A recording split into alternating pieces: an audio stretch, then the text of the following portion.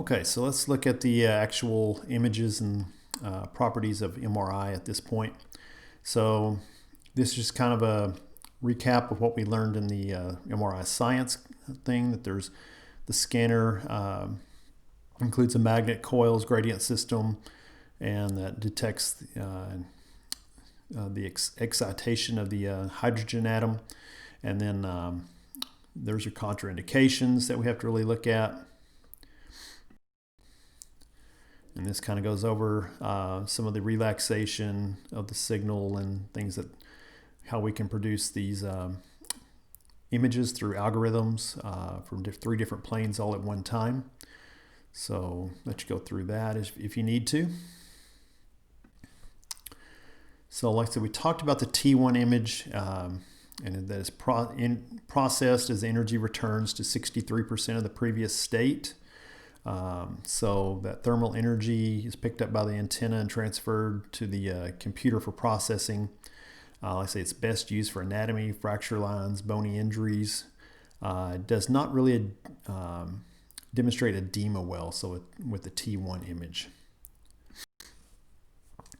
So if we look at an MRI here of a T1 type image, water is typically more dark, fat. Some of your contrast mediums are typically bright. Blood is bright.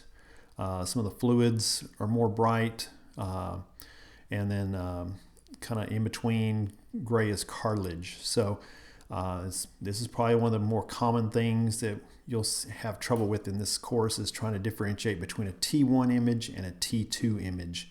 And we're expecting you to kind of know that. So make sure that you know fluid is more dark in a T1 image, and fat is more bright in a T1 image as well. So just we'll kind of compare these here in a minute, but notice you see the bone is pretty light.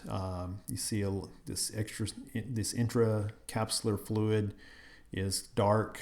You see fat here. This is the fat pad, and part of the soft tissue, part of the patella here is bright. So the patella is bright. You see the skin, because it has fairly high water and vascular content, is kind of darkish gray here compared to bone here. So you see some fat that's within there that's bright, along with some fluid in there that's a little darkish. So, and you see the muscle here that's a little darkish. So a T2 image here, like I said, it's more sensitive to the tissue that have higher water content. So we can look at this. It's basically processed as the energy decays to 37% of the signal, and this energy is picked up and processed to the computer here. So as we look at a T2 image, water is bright. Fat is usually gray in this case, because most of the time people are going to do the fat suppression on this. And then the dark bone is very dark, cortex and everything brown. So there's, I say, various colors, because they can play with those TE and TR ratios to make things a little more darker or a little more lighter if they need to. So in a T2 image, the dark colors, bone is going to be dark, and water, cerebral spinal fluid, edema, those type of things are pretty light. So in this case, they've made everything really, really dark, because they want to look at certain things with the bone here. And you see bone bruise because of the increased water content. You see some inflammation and swelling in the supraspinatus area here. So looking at the supraspinatus rotator cuff tendons here. So you see that. So you see that they can make this a little brighter, a little darker, depending on what they are really looking for. So with an MRI, you're not just looking for general things. You're usually sending them to where they're getting an MRI due to specific tissue. They want to look at the rotator cuff. They want to look at the meniscus ACLs. They want to look at the disc in the back, those type of things. So they're usually doing something very specific that they're doing the MRI for. And so therefore they can kind of concentrate on what they're really looking for with these ratios and fat suppressions. So here's a fat suppression where they really, because of they're really wanting to look at the fluid within the joint here. So they want to suppress the fat in this image. So they've done that here. So it allows other water content to be looked at. So they can look at the joint capsule here and see the water content, synovial fluid content within the capsule here around the humeral head in this case. So I'll say we'll be looking at single images, but know that you'll get 20 or 30 different images, slices of different aspects of the joint. So you always want to pick the one that you're really looking for like ACL, or in this case, the knee here they're looking for. So you can, in this case, I took the entire knee. It was 50 slices. So you can see different things. So their TR is 2400, TE is 100. So they looked at that, and like say this is page 13 of 20. So it's 20 slices in this plane. They'll do another 20 or 10 in other planes here. So it tells you that it's the right knee. This was done at July 7th, 2006 at 12:38 p.m. So you can see it's a 34-year-old female. So you see a lot of different things here. So they'll give you all these different parameters here that they used. So really, this is probably the thing that you probably need to pay attention to the most, trying to decide between a T1 and a T2, is look at cerebral spinal fluid. T1 is going to be more dark, and T2 it'll be bright.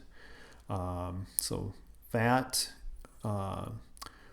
and your spinal fluid, water content is probably the bigger, easier ones to look at. So this would be a T1 over that's going to be more gray muscle.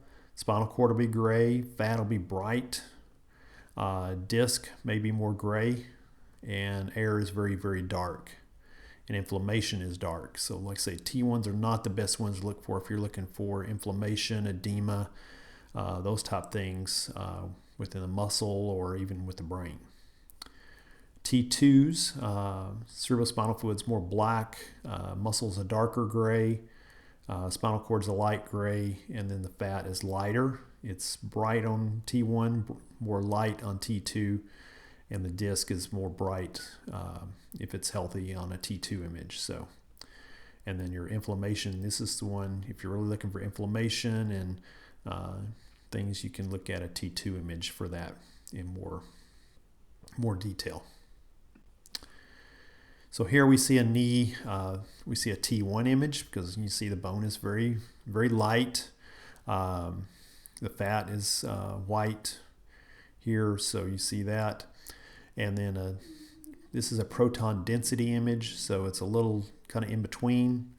And then the T2 image here, you see the bone is much darker. You can actually see the fluid in the knee here, this white portion here. And then you see the fat is a little more gray as opposed to being white. So you see some definite lines of the bone. And then you see some fluid here within the capsule here. So then in this case, you see the ACL going from there to there. Not a straight line, so it's a fairly normal ACL. Look at the shoulder here. So we'll here you can see the things here with the bright capsule here. So we're looking for inflammation here. So this would be more of a T2 image. And you see that there's probably some pathology of the rotator cuff, particularly the supraspinatus tendon here. So this is what we're really looking for. And so knee, like I say, you see this nice normal portion of the ACL, and here you don't see that nice thing. You see a lot of tear here. You see a tear here because it's all disrupted here.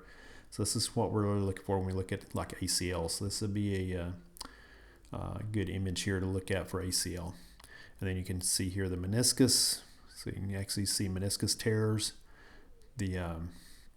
See a tibia, patellar tendon is right here. This dark portion is the patellar tendon. There's your quad tendon here, patella. So you can see all the different structures here. And there's your gastrocs coming up through there. And here's the spine. So here we see, this is a T2 image. So you see, because you see the white thing, the bone is very dark. You see very, very dark disc here, a degenerated disc here because it's very narrow here. She has Smorl's node where the disc is pushed up into the vertebrae and broken through that cartilage end plate. You see, because of this indention here, that you got some protrusions of the disc here. This white is your cerebral spinal fluid, and you see your little nerve roots coming out through here as they exit out. And typically you see on a normal, good, healthy disc, you'll see a black portion with a lot of white, kind of grayish in between here. Here it's just all solid black, so there's not much fluid here. This is a disc that's drying out without much water content to it. So up here you see a nice kind of moon-shaped area here, so it's got a little bit more white in it here. So you see more fluid in these discs. So that's kind of how we can look at it. So it tells us that this is our scout view, so we're looking straight down through the middle of the vertebrae and the disc. So that tells you your scout view, and you'll see this on most of your films that you would see in the clinic or from a radiologist. They'll give you a scout view and the actual views of what you're really looking at in this case. So all right, so that kind of sums up MRIs, and we'll kind of be looking more at those as we get going through the regions of the body here. So get used to looking at different MRIs, seeing if you can figure out the T1 versus T2 type images, and kind of understand how these images are formed. If you can do that, you've got a pretty good handle on MRI at this point. So let me know if you have any questions. Give me an email, call or email, whichever works best for you, and we can discuss it further if need be. Have a good day.